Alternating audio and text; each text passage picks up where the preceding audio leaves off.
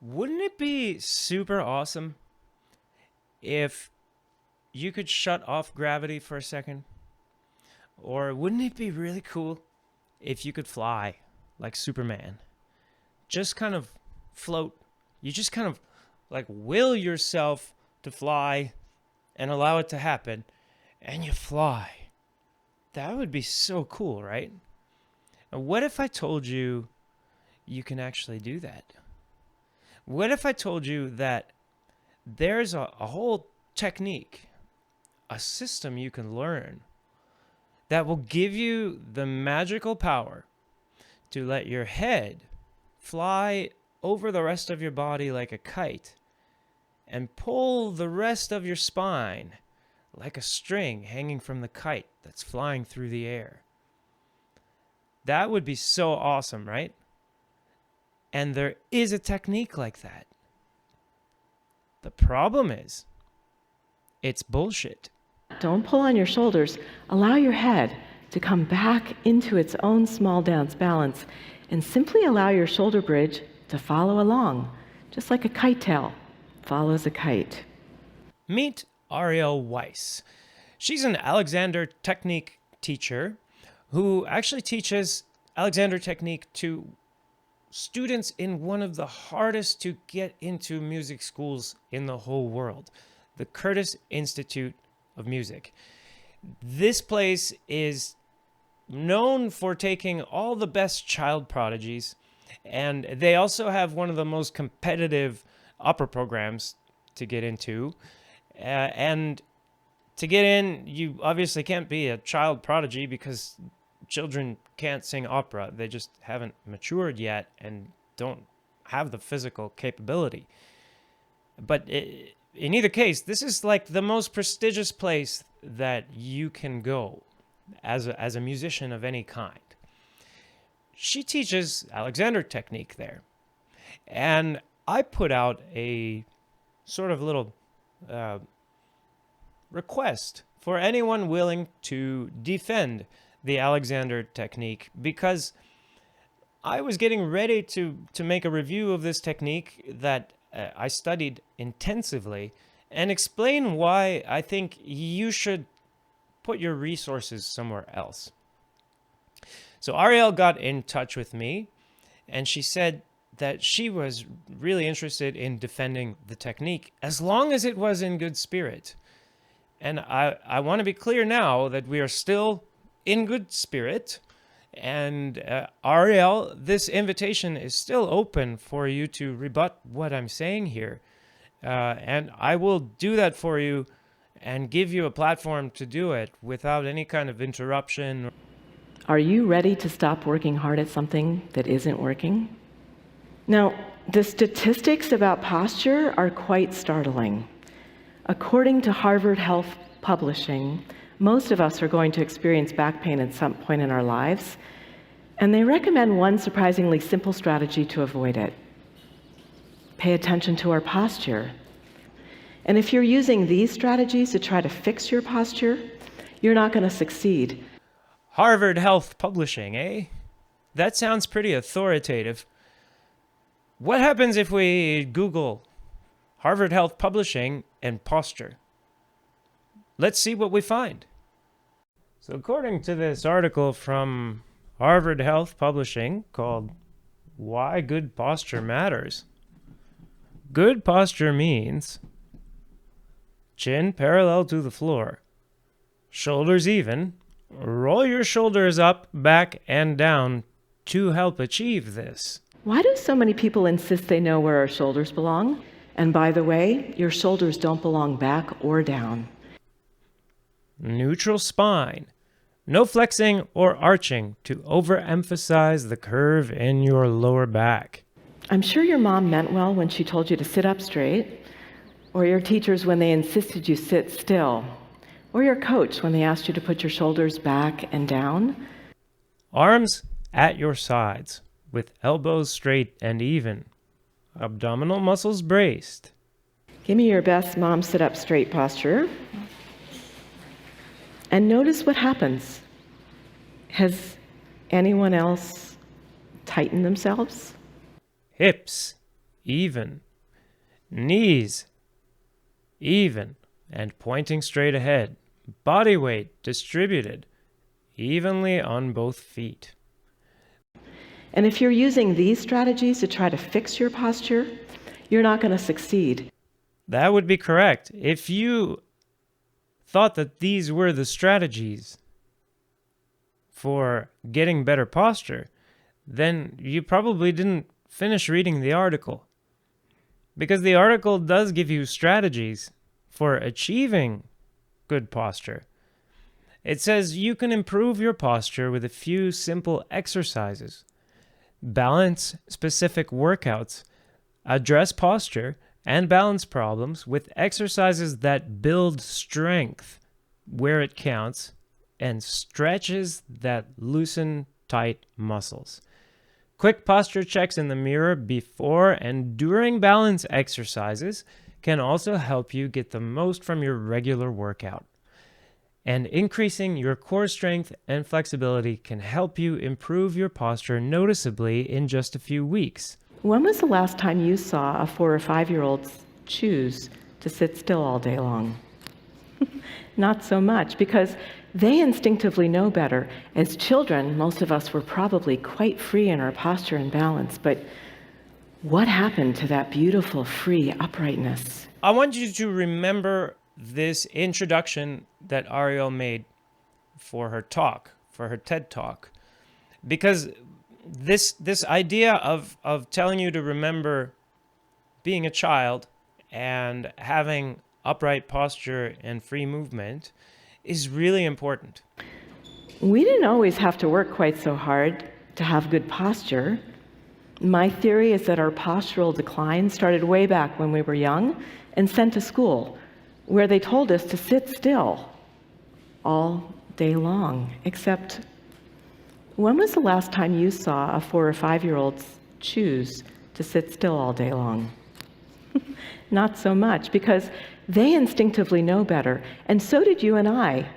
Except to be compliant, to be good students, we had to shut down that innate sense for movement and dynamic postural support.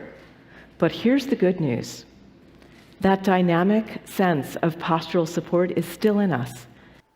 It's really important if you want to understand what Alexander technique is, and in my opinion, if you really want to understand why Alexander technique is a crock of shit.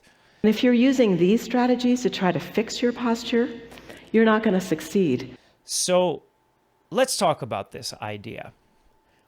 What they say is that if you look at like a toddler walking, you can see that their posture is perfectly stacked up.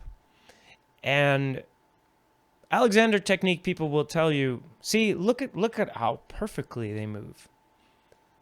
I want you to think about this just for 1 second as an adult who isn't stupid. And that's really important to do because you are capable of either being stupid or not being stupid. And when it comes to this point, I was stupid about it for, I would say, like a decade and a half. So like 15 years, I believed this idea that children move well. But all you need to do to figure out that children do not move well is look at children. They don't move well. That's the whole point, actually. That's the reason we think toddlers are cute. When was the last time you saw a 4 or 5-year-old choose to sit still all day long?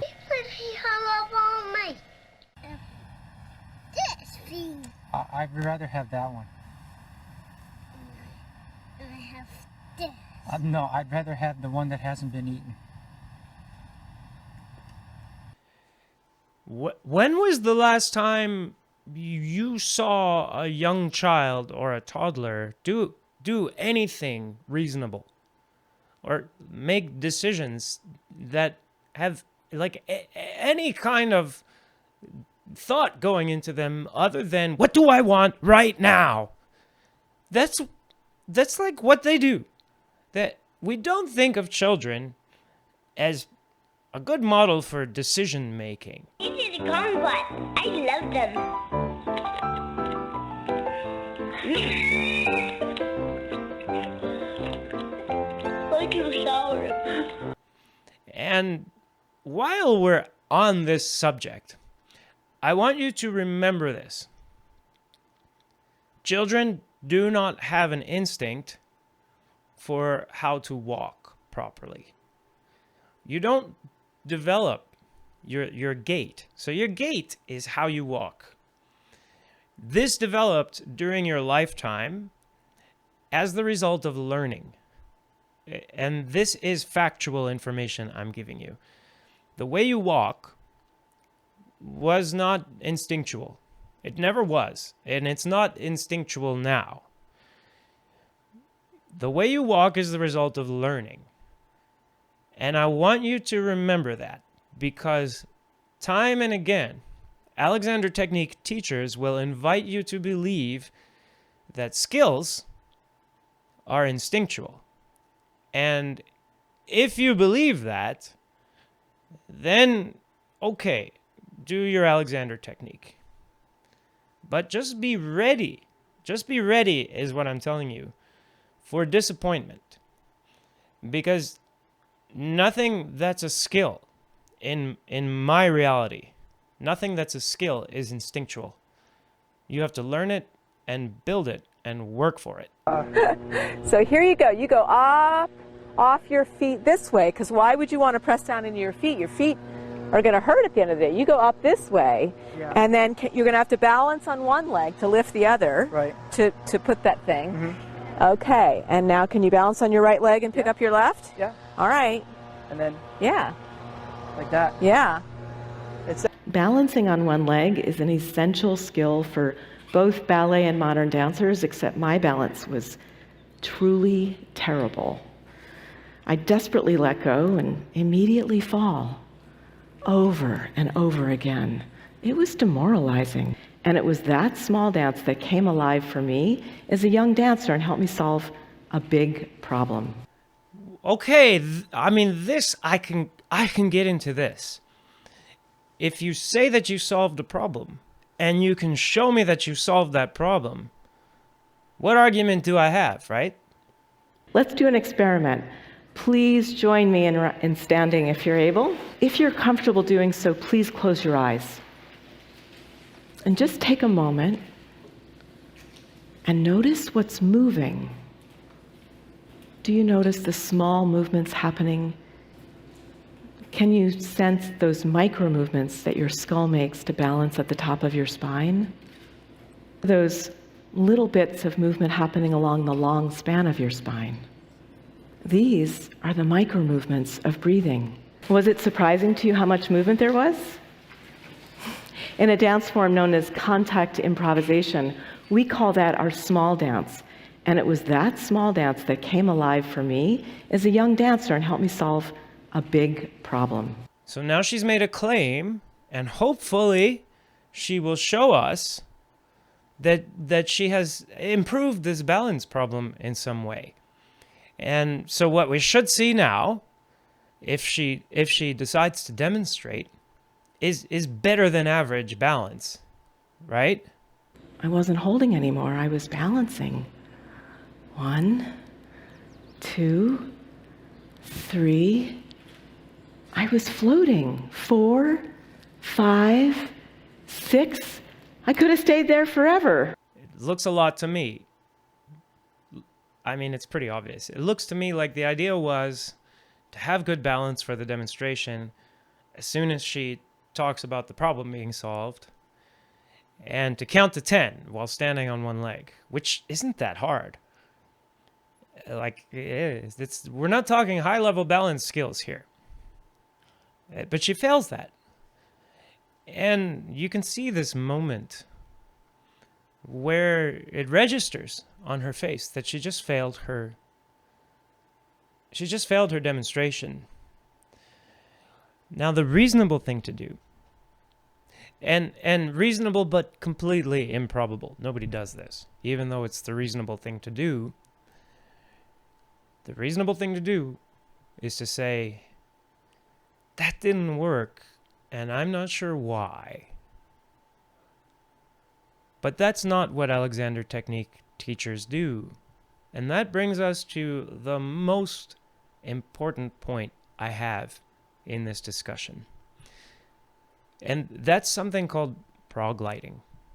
Prog-lighting is a special kind of gaslighting that you find especially in the arts, but especially in singing. I could have stayed there forever. I've been talking about this prog-lighting thing already because maybe your teacher does it to you, so I think it's really important we talk about this. Prog-lighting is when you fail. 1, 2. But because you already said you're going to succeed, then you say that you succeeded. 3. I was floating. 4. I could have stayed there forever. It happens when your story about your success becomes more real than reality itself. And your story about success can continue even when you fail. You've gaslighted yourself, and in this talk, Ariel is gaslighting us about what just happened. She wants us to just move on from the failed balance demonstration, because the whole premise here is that she solved her problem. Except she didn't solve her problem. She probably just quit ballet and became an Alexander technique teacher and went into chair dancing and line dancing and stuff, which is cool. That's awesome. Have a great time. But don't tell me that you're going to help me be a great opera singer.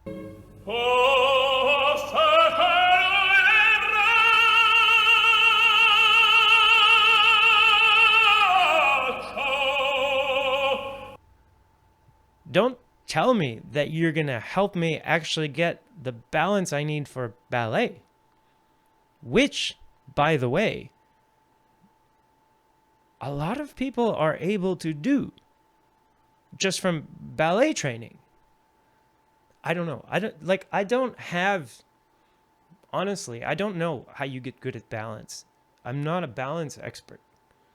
I don't know how to do slackline. I can't do the ballet stuff she was trying to do. But at least I know I can't do that stuff.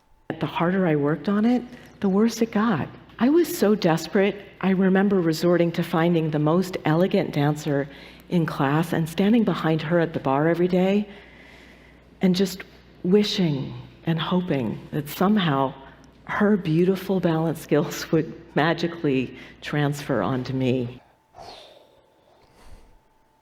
This part's hard to watch.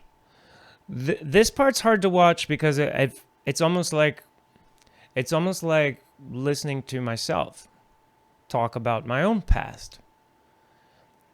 Down to the trying harder and harder and getting worse results the more I tried. And then also really wishing I could just download from somebody else who had better movement than me. Really interesting then, isn't it, that Alexander technique literally tells you, I'm not kidding here, it literally tells you that when the teacher touches the student, their use of self, which is so improved by their Alexander technique work, gets transferred into the student by touch. And if you read Alexander's book, and many other books on Alexander technique, they will even warn you that if your technique isn't perfect when you touch the student, you're going to transmit the bad posture into their body. So in this moment, join me in updating your postural thinking. Enjoy the micro movements of your own breathing, posture, and balance to liberate yourself from sitting still. You see, the language used in a dance class is to hold, so that's what I'd been trying to do. Except, as it turns out, it was all that work trying to hold still that was throwing me off balance. I couldn't succeed until I stopped doing the thing that wasn't working, holding, and allowed something new to happen. That small dance, micro movement of moving into balance. And so we've just successfully busted our first postural myth. What myth did you bust? I mean, you failed your demo. The second myth we have to bust is the most common thing you've been taught. What Mom said, sit up straight. But let's separate fact from fiction, please. We are built beautifully and exclusively of curves and spirals, and our spine is anything but straight. Knowing the truth of our design can set us free. Not only will your back thank you, but you might be surprised what else can improve. Whether you want to balance on one leg like I did, or improve your golf swing, sing an aria. The harder you try, the worse it gets. But is that what we should say about ballet dancing technique? Because they get the results. There are plenty of ballet dancers with way better balance than this. It seems like what they do gets the results. And it seems like what she does doesn't get the results. And yet,